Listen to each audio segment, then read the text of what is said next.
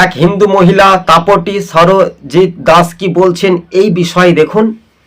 বিজেপিকে ভগবান বিজেপির বলে আজ বিরুদ্ধে আমরা মুখ খুললেন ক্ষমতায় প্রথম এনেছি, এই সে হিন্দু আসলে মহিলা। একটা শয়তান। কেন বলছি? অন্নপূর্ণার ফর্মটা যে 12 পাতায় রয়েছে, সব ডিটেলস দিলে কি হবে জানো? ক্রাইম বাড়বে। কেন বলছি? ওরা যে বলছে না দুষ্কৃতি থাকবে না, ক্রাইম থাকবে না, দুর্নীতি থাকবে না, দুর্নীতি বেশি করে হবে। হ্যাঁ, আমি বলছি যে আমি একদিন পদ্মফুলকে সাপোর্ট করেছিলাম।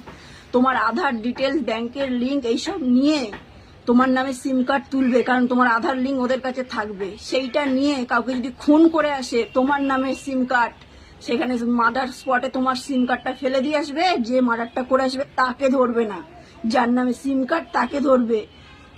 রেপিস্টরা রেপ করে আসবে, কিন্তু সেখানে ইউজ হবে তোমার নামে সিম কার্ড। বিশেষ করে ছেলে মেয়ে, কারণ সেখানে তোমার বরেরও ঠিকজি গোষ্ঠী আছে। মেয়েদেরকে বলছি যে মেয়েদের অন্নপূর্ণা কেন ছেলেদেরকে ধরবে?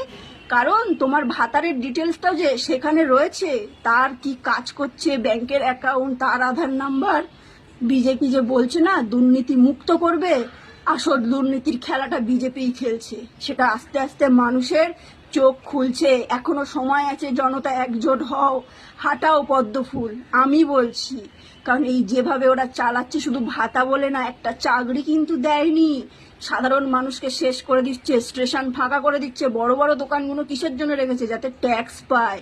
আমি আগের ভিডিওতেও বলেছি, শুধু 15 বছর আগের লোক কিন্তু নয়, ওখানে 25-30 বছরের লোক আছে যারা হ্যাঁ দর্শক বন্ধুগণ দেখতে পেলেন, তাদেরকেও তুলে দিচ্ছে। তাহলে তাপটি সিপিএম কেন তোলে? সরজিৎ দাস বলে এক হিন্দু মহিলা, তিনি গর্জে উঠে ফের বলেছে বিজেপির না যে বিরুদ্ধে মুখ কোনো খুললেন। ড্রেস কেন? পরে যাও, চোখ মুখ লক্ষ্মীর দেখেছো? ভান্ডার বদলে শুভেন্দু অন্নপূর্ণা অধিকারীর ভান্ডার চোখ মুখ বিজেপি দেখেছো? সরকার ক্ষমতায় আসার পুরো পর ডাকাত। থেকে এখনো পর্যন্ত 1 মাস হয়নি, তাই এই বিষয় নিয়ে হিন্দু মহিলাদের আরও একটা ক্ষোভ বাড়ছে, বিক্ষোভ বাড়ছে।